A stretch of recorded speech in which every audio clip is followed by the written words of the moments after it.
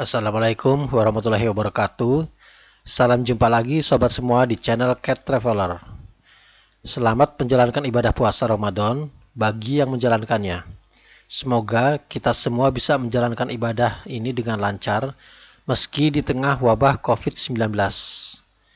Saat ini saya harus menahan diri dari perjalanan in the real world di dunia nyata yang bersifat adventure. Jadi di sini saya kembali mengajak sobat semua untuk melakukan time travel, mengeksplorasi alam semesta secara imajiner.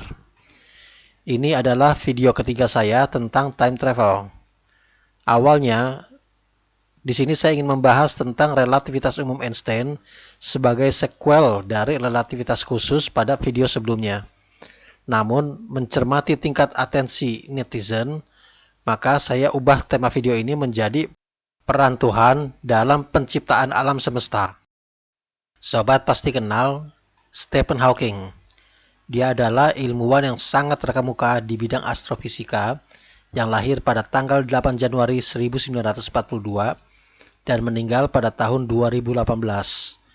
Dia adalah seorang ateis. Sejak menjadi mahasiswa doktoral tahun 1960-an di Universitas Cambridge, Hawking sudah lantang menyuarakan ketidakpercayaannya terhadap Tuhan. Dia mengklaim sebagai generasi bunga yang memiliki ciri umum sebagai generasi yang tidak percaya terhadap dogma-dogma agama.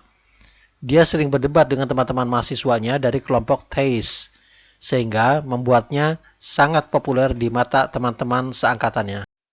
Setelah meraih gelar doktor, ia pun menjadi pengajar di Universitas Cambridge, dan disitulah gagasan-gagasan soal alam semesta dalam perspektif ateis makin masif dia suarakan. Karyanya yang paling terkenal adalah A Brief History of Time yang dipublish tahun 1988 dan The Grand Design yang dipublish tahun 2010. Seorang wartawan yang pro-teis melihat adanya ambiguitas pada dua karya Hawking tersebut tentang posisi Tuhan. Dalam A Brief History of Time, Hawking yang sudah lama menganut paham ateis masih menyebut-nyebut peran Tuhan. Di situ dia bercerita tentang Theory of Everything, TOE, yakni jalan saintifik untuk mengungkap tentang semua hal dari alam semesta yang diharapkan menjadi kunci menuju alam pikiran Tuhan.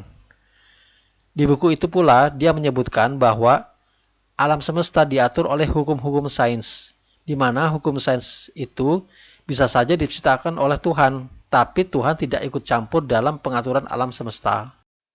Namun, di karyanya yang lain, yang berjudul The Grand Design, Hawking menyampaikan bahwa sains bisa memecahkan semua misteri alam semesta, sehingga Tuhan tidak diperlukan lagi. Berikut adalah penjelasan Hawking berkaitan dengan ambiguitas tersebut. Sebelum kita memahami sains, wajar saja manusia percaya bahwa Tuhan sebagai pencipta alam semesta. Kita butuh Tuhan untuk menjelaskan apa-apa yang saat itu belum dijangkau oleh sains. Tapi sekarang, sains menawarkan penjelasan yang lebih meyakinkan. Hawking, sebagaimana umumnya kaum ateis, juga tidak percaya dengan takdir, jin, malaikat, surga, dan neraka. Baginya, surga dan neraka cuma dongeng untuk orang-orang yang takut gelap. Demikian. Ketika ditanyakan pada Hawking, apakah ada kemungkinan untuk menyelaraskan antara ilmu dan agama? Hawking menjawab, no way. Mustahil. Ada perbedaan mendasar antara agama yang berdasarkan otoritas dan sains yang berdasarkan observasi dan nalar. Sains pasti akan menang karena ia terbukti bekerja. Menurutnya lagi, ruang dan waktu belum ada sebelum alam semesta tercipta. Jadi tidak ada waktu bagi Tuhan sebelum alam semesta tercipta. Mungkin dia pikir Tuhan itu seperti manusia yang membutuhkan ruang dan waktu ketika beraktivitas.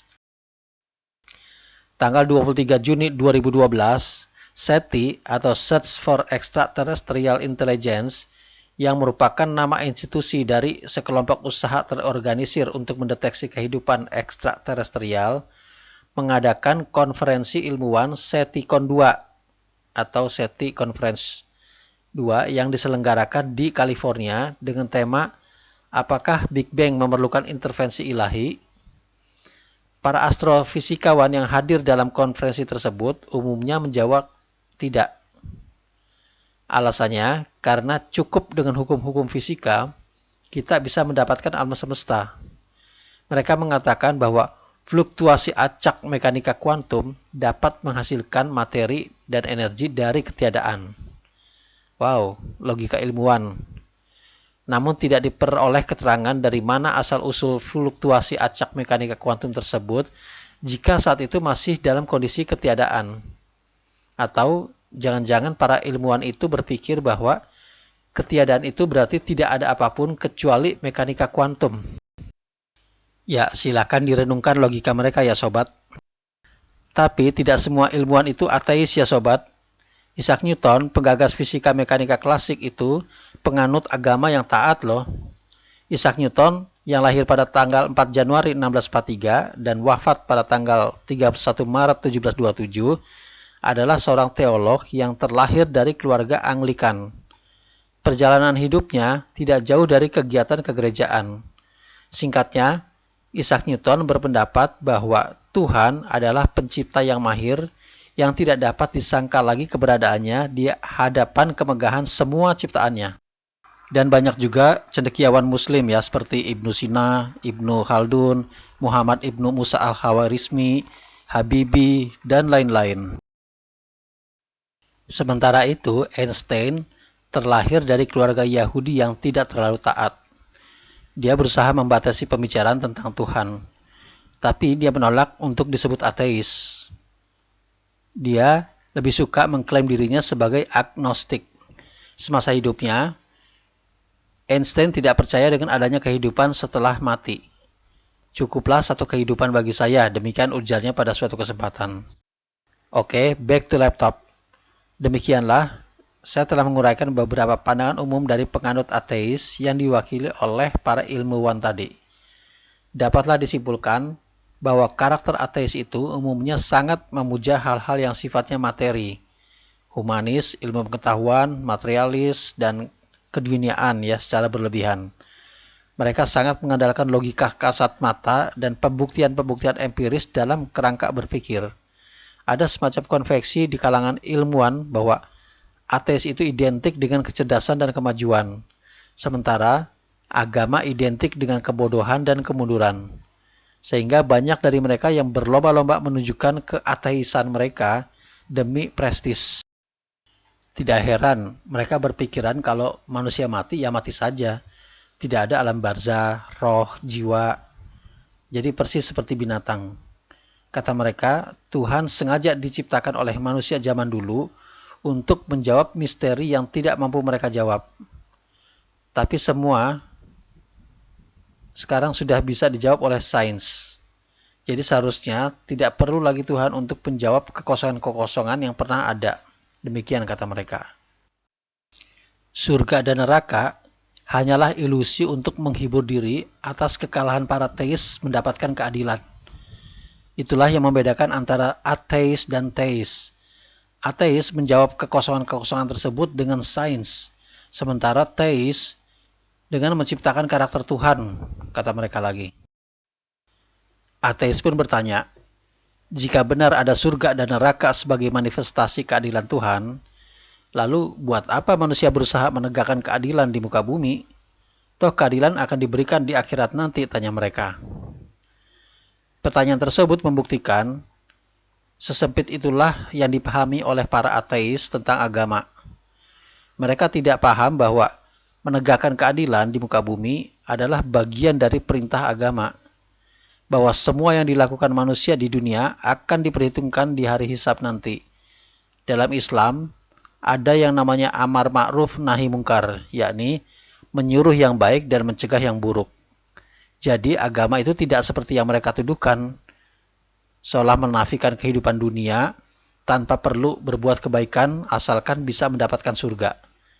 Ya mungkin mereka tersaru oleh perbuatan-perbuatan oknum yang merusak citra agama, ya seperti teroris. Dalam salah satu ayat Al-Quran, Tuhan berfirman yang terjemahannya sebagai berikut. Carilah negeri akhirat pada nikmat yang diberikan Allah kepadamu. tapi jangan kamu lupakan bagianmu dari dunia. Quran, Surat Al-Qasas ayat 77. Meskipun tujuan akhir umat manusia dalam Islam adalah demi mendapatkan kemuliaan akhirat, namun bukan berarti kita abai dunia, karena kebaikan dan keburukan di dunia akan diperhitungkan kelak di akhirat, dan kita tidak dilarang untuk berbahagia. Pemahaman yang minim tentang agama membuat para ateis itu punya pendapat bahwa agama itu identik dengan kebodohan. Bukan agama yang menjadikan pemeluknya bodoh, tapi kebodohanlah yang membuat para pemeluknya butuh agama. Kaum ateis itu merujuk pada banyaknya pemeluk agama yang berstatus sosial rendah dan miskin. Banyak ateis yang menceritakan pengalamannya ketika berdebat dengan teis. Kata mereka, awalnya teis berusaha berdebat secara logis, namun sampai di titik tertentu, teis selalu mengembalikan semua pada Tuhan sebagai penyelesai semua masalah. Nah, jadi untuk berdialog dengan para ateis, kita harus menggunakan kerangka berpikir seperti mereka ya, mengedepankan logika yang kasat mata. Jika tidak, maka ada dua kemungkinan yang akan terjadi. Kemungkinan satu, Anda akan menjadi bulan-bulanan mereka, dan mereka akan semakin yakin bahwa Tuhan adalah omong kosong. Kemungkinan dua, sebaliknya, alih-alih meyakinkan mereka, justru keyakinan Anda lah yang goyah dan terseret menjadi seorang ateis. Baiklah sobat, di video ini saya hanya akan membahas satu saja masalah klasik, tapi yang menjadi inti perbedaan, yakni jika alam semesta diciptakan oleh Tuhan, lalu siapa yang menciptakan Tuhan? Sebenarnya, pertanyaan itu sudah dijawab dengan baik ya oleh para teis, yakni bahwa Tuhan adalah Maha Pencipta, sehingga tidak perlu diciptakan. Namun itu belum cukup bagi ateis, karena belum ada sifat materialnya ya. Mereka akan mengejar dengan pertanyaan berikutnya, yaitu apa bukti bahwa Tuhan tidak perlu diciptakan? Bukankah itu justru bertentangan dengan logika teis sendiri yang menyatakan bahwa segala sesuatu harus diciptakan? Sobat sekalian, video ini bukanlah untuk mengajari sobat berdebat dengan mereka, yaitu para ateis. Ilmu sobat pastilah lebih tinggi dibandingkan saya. Bukan pula untuk memancing debat dengan mereka. Ya meskipun video-video channel saya tidak banyak viewernya, ya hanya berkisar puluhan atau ratusan, tapi beberapa di antaranya mungkin ada yang ateis, karena pada video-video terdahulu sering mendapat komen berbahasa Inggris yang saya tidak tahu dari negara mana dan apa agamanya. Ya umumnya mereka bernada positif ya. Namun entah kenapa komen-komen tersebut selalu hilang dalam beberapa hari. Entah karena dihapus oleh pemiliknya atau dihapus oleh YouTube atau mungkin setting YouTube saya yang tidak benar ya. Video ini lebih banyak bertujuan sebagai pelengkap dari pendahulu-pendahulu saya yang sudah memberikan argumentasi, dan mungkin juga untuk pembekalan kepada Anda-Anda yang sering gamang dalam bertuhan. Karena berapa banyak dari kita yang disadari atau tidak terjebak mengikuti pola pikir ateis, misalnya dengan mengatakan bahwa keberadaan Tuhan tidak bisa dijelaskan secara logika. Wow, itu adalah kesalahan besar dan bisa jadi masalah besar. Habislah Anda karena sudah membuka pertahanan di hadapan orang-orang yang sedang menghunus senjata. Keberadaan Tuhan sama sekali tidak bertentangan dengan logika. Yang membuat seolah bertentangan adalah definisi dari logika itu sendiri. Ateis itu memutlakkan material sebagai salah satu syarat berlogika. Padahal logika itu bisa juga berdasarkan sebab akibat. Tidak kasat mata, bukan berarti tidak selaras dengan logika selama hubungan sebab akibatnya logis. Justru kata-kata para astrofisika itulah yang sangat bertentangan dengan logika, bahwa fluktuasi acak mekanika kuantum bisa menciptakan alam semesta dari ketiadaan. Bukankah mekanika kuantum saat itu juga harusnya belum ada? Lalu dari mana datangnya mekanika kuantum itu hingga bisa menciptakan alam semesta yang begini megah? Itu adalah paradoks yang bertentangan dengan logika mereka sendiri. Sepertinya ilmuwan-ilmuwan itu masih terus berharap suatu saat nanti Theory of everything atau teori M yang digagas Hawking bisa menjawab semuanya. Bagi saya, Theory of everything hanyalah cerita fiksi sampai akhir zaman. Saya melihat justru ilmuwan-ilmuwan itulah yang sesungguhnya butuh dongeng untuk menjustifikasi ketidakmampuan mereka menjawab kekosongan sains. Pendapat mereka justru bertentangan dengan sains itu sendiri, yaitu hukum kekekalan energi atau konservasi energi, yang menyatakan bahwa jumlah energi dari sebuah sistem tertutup itu tidak berubah. Energi dapat berubah dari satu bentuk ke bentuk yang lain, tetapi tidak dapat diciptakan atau dimusnahkan. Mari kita bermain imajinasi. Kita akan angkat Leonardo da Vinci mewakili kita dalam hal imajinasi, karena dia dinobatkan sebagai tokoh jenius di bidang ini.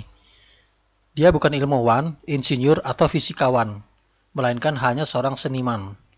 Namun karya-karyanya banyak menginspirasi teknologi di abad modern seperti helikopter, mobil, tank, bahkan gunting yang belum ada di zamannya.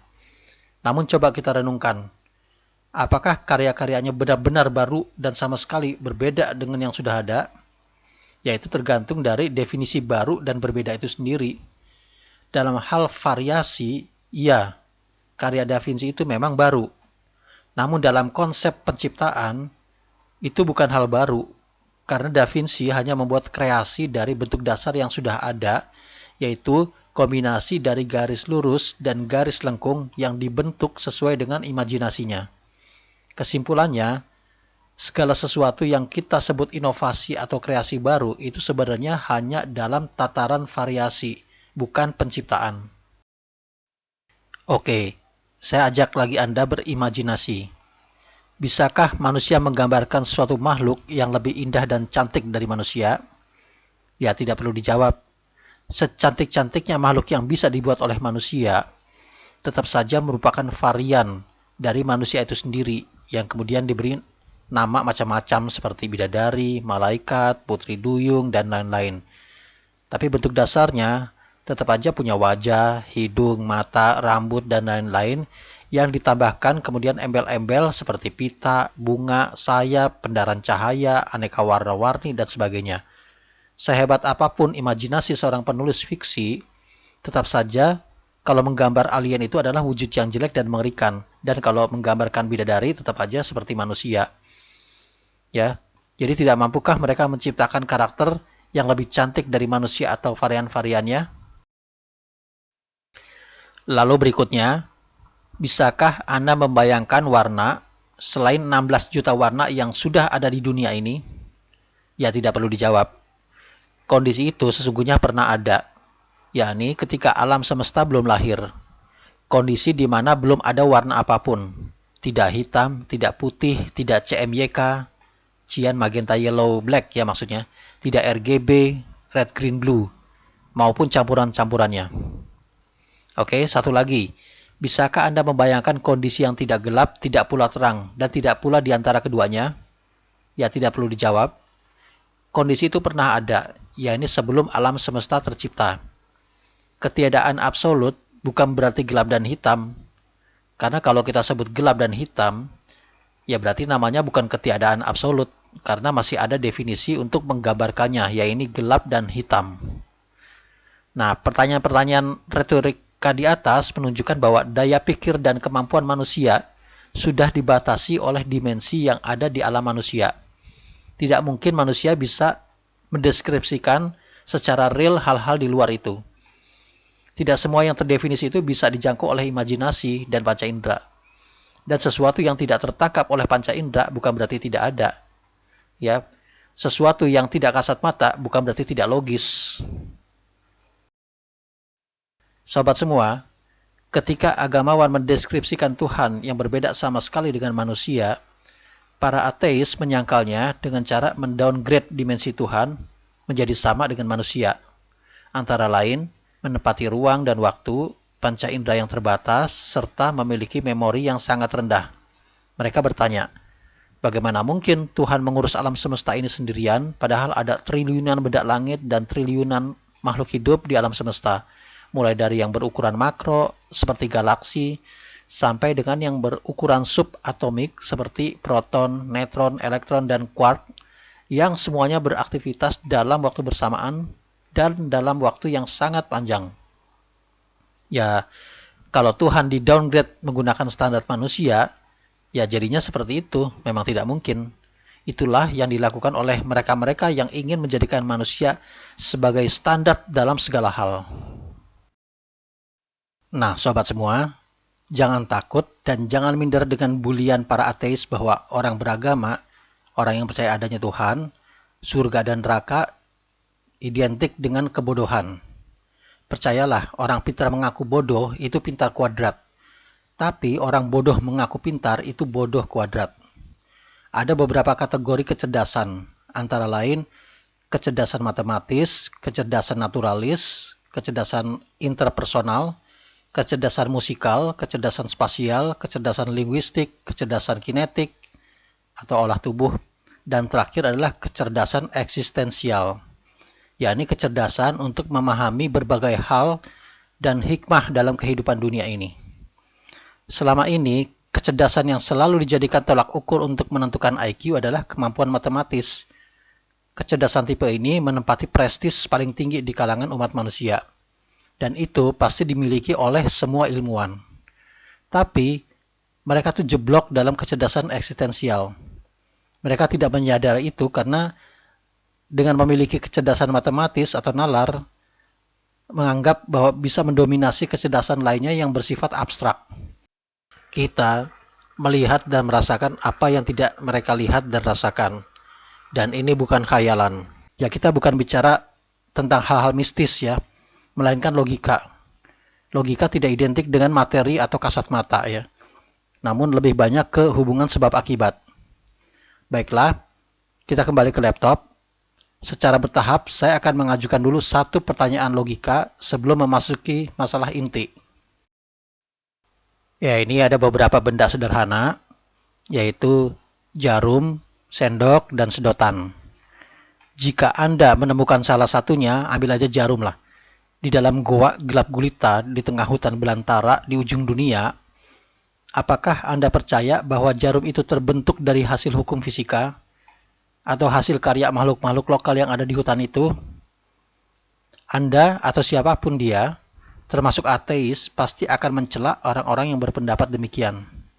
Ya, itu baru jarum ya. Lalu bagaimana dengan alam semesta yang begitu megah dan rumit dengan penghuni makhluk-makhluk cerdas? Manakah yang lebih rumit, jarum atau alam semesta? Sobat, coba perhatikan gambar-gambar di atas. Begitu rapi, indah, dan sempurna.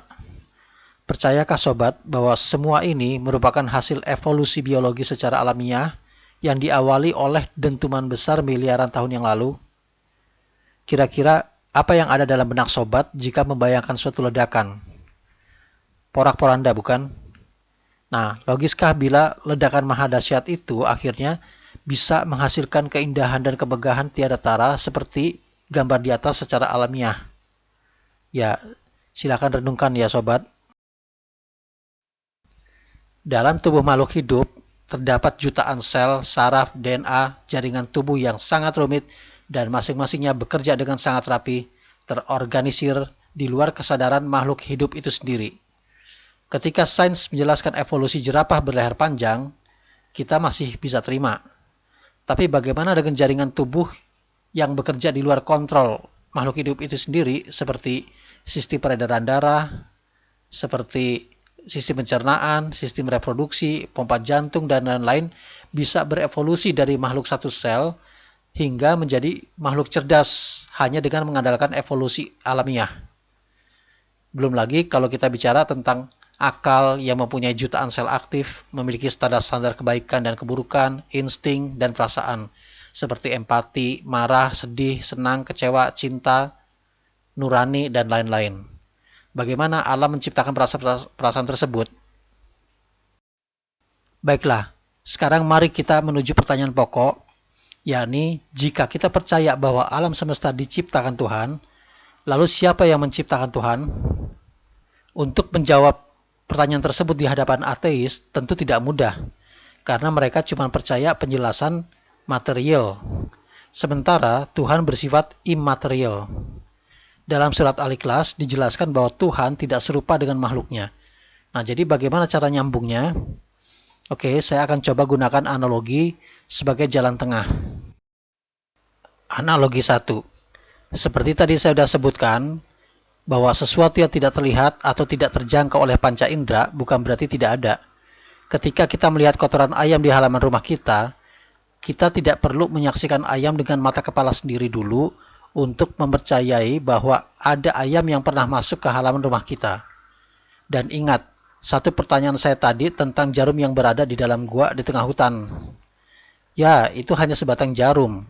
Anda tidak percaya bahwa jarum itu terjadi secara alamiah. Lalu gimana dengan manusia dan alam semesta?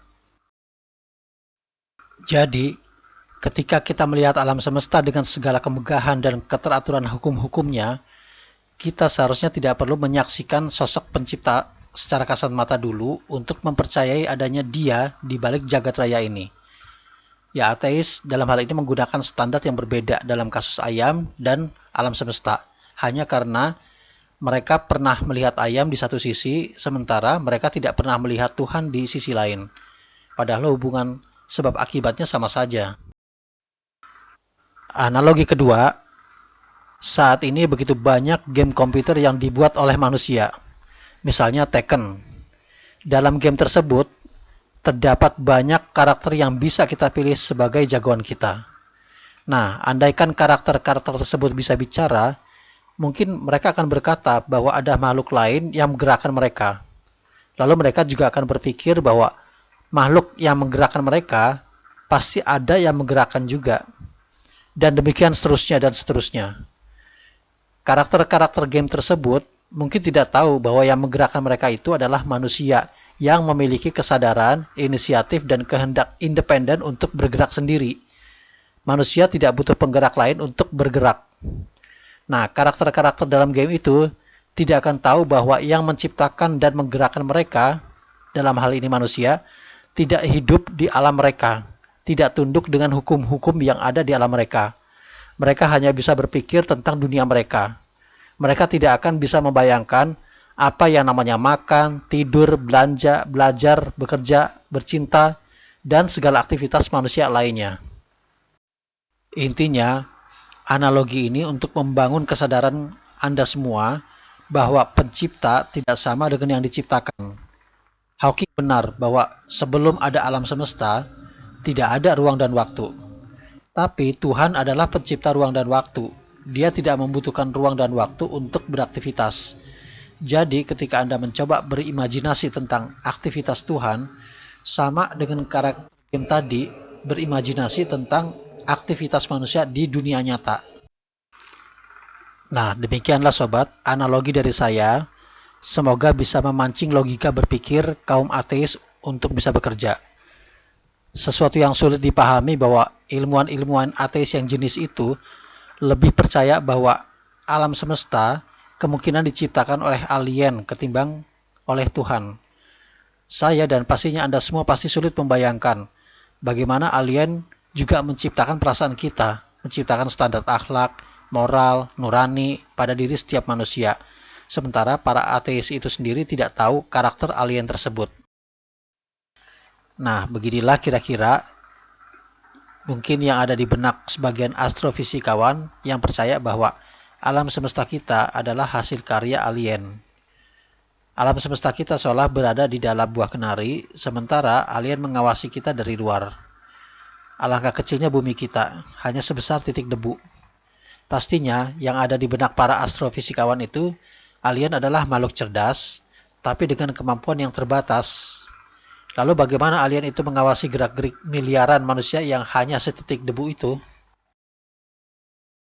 Oke, back to laptop. Alien tadi hanya masalah intermezzo ya. Pertanyaannya, lalu benarkah sains membuat seseorang menjadi ateis? Simak ini baik-baik sobat. Jawaban dari pertanyaan di atas tergantung di posisi mana kita berdiri. Jika di titik awal kita sudah berdiri di posisi yang anti Tuhan, maka sains akan membuat Anda semakin jauh dari Tuhan. Namun sebaliknya, jika di posisi awal kita percaya dengan Tuhan, maka sains akan semakin menambah keimanan kita. Sobat sekalian, perdebatan antara ateis dan teis itu sudah berlangsung panjang dan berabad-abad. Sampai sekarang, setelah gonta-ganti generasi, perdebatan masih terus berlangsung dan mungkin akan terus berlanjut sampai akhir zaman. Jadi, video ini dibuat dengan kesadaran bahwa perdebatan akan terus berlanjut. Perjalanan masih panjang. Banyak orang yang memilih menjadi ateis bukan karena benar-benar tidak percaya Tuhan, melainkan karena kesombongan sebagai makhluk cerdas dan superior. Ada rasa gengsi untuk mengakui keberadaan Tuhan akibat stigma buruk yang dulu sudah terlanjur mereka sematkan pada agama. Akhir kata, saya cukupkan dulu pertemuan kita sampai di sini. Insya Allah, lain waktu akan saya sambung lagi dengan topik yang tidak kalah menarik dan tidak kalah kontroversial. Assalamualaikum warahmatullahi wabarakatuh.